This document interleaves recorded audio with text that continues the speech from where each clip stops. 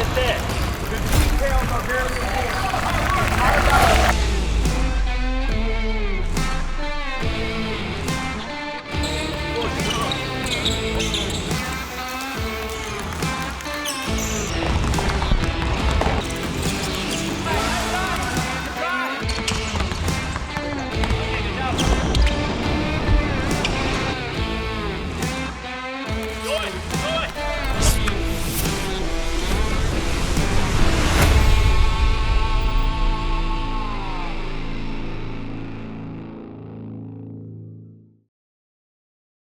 What do you see the difference between Japan and the United States overall?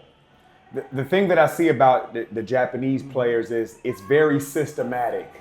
They're very structured. They're very like straight-laced when it comes to what they're doing. So American players, they typically have a way of kind of going against the grain slightly. They're a little bit more creative and free-flowing versus on the Japanese, they're more like textbook, exactly as they say. やっぱり日本では、考えて行動しろっていうよりはもう決められたものを、同じことを繰り返すっていう作業をするっていうのが、日本のバスケット以外も、文化というか勝利至上主義って日本で今よく言われてるんですけど、そのためにこう子どもたちに考えさせるんではなくて、勝てる一番早い方法をもうコーチがこれだよと教えるので。もちろんシステマチックでいい部分もあれば、逆にこう考えてプレーするっていう文化がちょっと今までの日本の指導の中では私自身少なく、感じてます。私も今回エフェクトっていうのをやらせてもらって、キースコーチに来てもらったりとか、海外のコーチといろいろ交流を持ってやってる中でやっぱり状況判断をしていく力をやっぱり作っていきたいっていう、考えのもと育成っていう年代今アンダー15までを見させてもらってるんですけど、育成っていうことを考えて、幅広いスキルだったり考え方をこう教えていくっていうのを、少しずつ日本のバスケットを変えていこう、海外に通用するように変えていこうっていう流れに今少しずつなってるのかなと思います。Yeah, I think that's phenomenal. Like there's good things to systems, but if something's over systematized, then you're taking out the thinking, you're taking out the decision making, you're taking out the errors for these individuals to make, and they have to make those things and they have to figure it out, right? So as coaches, as parents, as leaders, we want to create environments where our athletes struggle and then not always give them the answer, but give them clues and help them figure it out. They have to answer, they have to hold themselves accountable for the decisions that they make. And it's not about this is right or this is wrong. It's about just providing a different perspective for them to navigate and figure it out on their own, because that's what we're ultimately preparing them to be, sustainable adults in the world. There's things that are happening every day, things that are unexpected. And as an adult, as a person, you have to figure out how to navigate those things to the best of your ability and not be afraid of making mistakes. 本当にキースコーチと同じ考えで、やっぱり失敗させないっていうのが、むしろ大人の考え、先生たちの、学校でも失敗をさせないようにこうリスクを取らさせずこうセーフティーなことに持っていくっていうのが今の社会で多く見られてます。でやっぱり子どもたちも私たちもこう練習の2時間とか3時間しかお付き合いできないので、それ以外の過ごしてきて練習に来るとやっぱり練習の中でもこうチャレンジする力がなかったり、やっぱりこうドリルやっててもうまく見せよう、成功させよう、失敗してる自分見せたくないっていうのがやっぱり日本人の大きな特徴というか、弱点かなと思ってます。You have to get out of the box. If you stay in a box, you'll never grow. And I think that's kind of where, Japanese basketball is. It's, hey, do this, do this, do this, and that's it. But you're only going to get so far on the court and in life with that mindset. So I think it's important to adopt a different way of teaching, adopt a different mentality and a different perspective that will champion growth and champion mistakes and champion risks, because that's how you truly evolve, not only as a player, but as a person. And so what helps is when you're coaching, missed shots aren't bad shots. Like if you don't be aggressive, that's a problem. If you don't take that shot, that's a problem. If you don't be creative, that's a problem. So those type of nomenclatures are gonna help shift the mentality of where, you know, the Japanese basketball system is today. It's not an issue of skill. Like the players are talented, right? They have the skill set. It's the mentality that's holding them back from truly evolving as individuals. うちのクラブが、法人で会社組織でやらせてもらってて、それが実は11年前スタートしてます。で、当時始めた時はやっぱりなんでバスケットボールでお金を取るんだとか、そんなの成立しないよっていう、批判が多くある中で、私も一回アメリカに行かせてもらった経緯がある中でプロとしてのコーチっていうところに触れさせてもらって、なんとか日本でもそういう文化がと思って、スタートしました。で、11年経った今少しずつ時代とともに変化は、見られてるんですけど、バスケットボールに対してお金を払うっていうところが非常に少ない。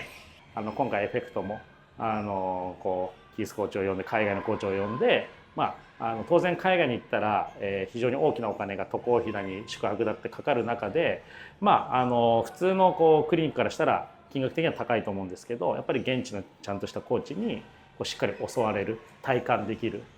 でこれをきっかけにまた海外に行こうと思う子がもしかしたら1人2人いるかもしれないですし、海外のバスケットボールよりバスケットボールの高みを目指して頑張ろうっていう選手が1人でも出てきたらいいなと思って、今回このエフェクトっていうのを企画してるんですけど、ちょっと今アメリカの現状がどうなのかなっていうのはちょっとぜひキースコーチに聞きたくて、もしよければなんかアメリカはこうだよっていうのがあれば教えてほしいなと思います。That's a great question, really.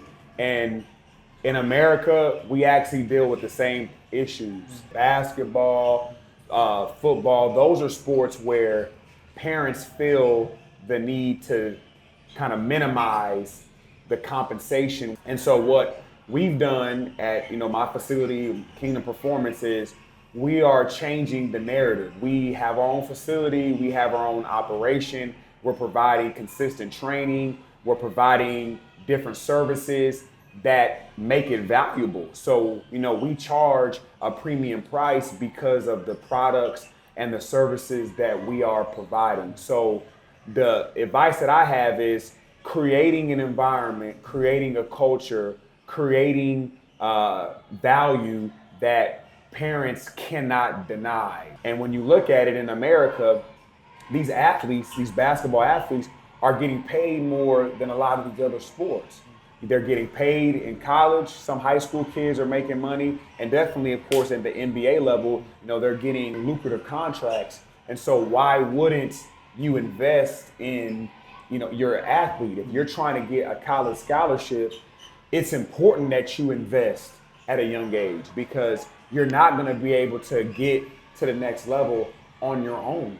Like, you have to invest in other experts. You have to invest people's experiences. So the experiences that I have of being a former Division I athlete, being a former professional athlete, training hundreds and thousands of players, traveling all over the world, being around other great coaches, helping athletes get scholarships, helping athletes get to the NBA.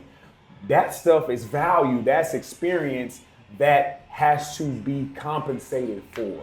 You travel to America to acquire knowledge that costs you time and money, and you bring that back to your athletes. Parents have to pay for that. So I believe showing them the value and educating them and how it's not only going to help them as athletes, but it's going to help them as people as well. Is there any difference between Japanese kids and USA American kids as a basketball player? No, I definitely, you have some talented kids. I see talent on both sides. So the talent gap isn't like wide as you think it is when it comes to that age level. So, I saw some talented youth players here that if you put them, in an academy or an AAU tournament in America, they can hold their own. So I like the talent. Again, I think that, there's a lot of potential, here. The biggest thing is just, getting them comfortable with being uncomfortable. Like that, getting them to face struggles. So I think building that system around those younger players is going to help them, be able to compete against, the American players when they cross over to the high school level and college level. 自分もそのアメリカ行かせてもらっていろんな方からの話も聞いて実際見て感じたのがやっぱり競争心をすごい感じました。キースコーチがおっしゃった通りその環境に放り込むっていう話が出たと思うんですけどその環境下の中で競争に勝っていく、メンタリティーを持ってるキースコーチが見た共通の何かがあれば教えてほしいなと思ってます。As a coach, I put myself in the trenches with the players to help them understand that this is the only way. Like you have to learn how to push through. Why? Because life is all about perseverance. Life is all about, trial and error. None of us know what we're doing. We're all trying to figure things out. And so I think being transparent with these players and really speaking to them, like it's not about the drills, it's all about the lessons. And that's what I feel is missing in the game. You actually learn more from losses than you do from wins. You actually learn more from being uncomfortable than you do from being comfortable. And being transparent with these players is going to help them be more confident because now they're going to realize, okay, I don't have to be perfect. Okay, it's okay to make a mistake as long as I figure out how to correct it. It's okay. That's what they're missing.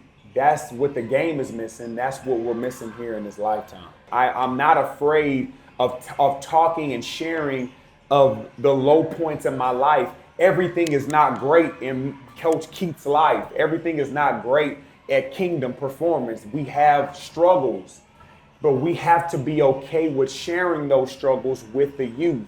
That's why I coach. Like, I don't just do it because of the basketball. Like, yeah, I love the game, but I love mentoring. I love empowering. I love pouring in and helping these young people become great leaders in their lifetime. I love that more than you going and dropping 30 points. That's what I do it for. And so keeping that in mind, the basketball is actually the easy part. Like coming out here doing drills and all, that's easy.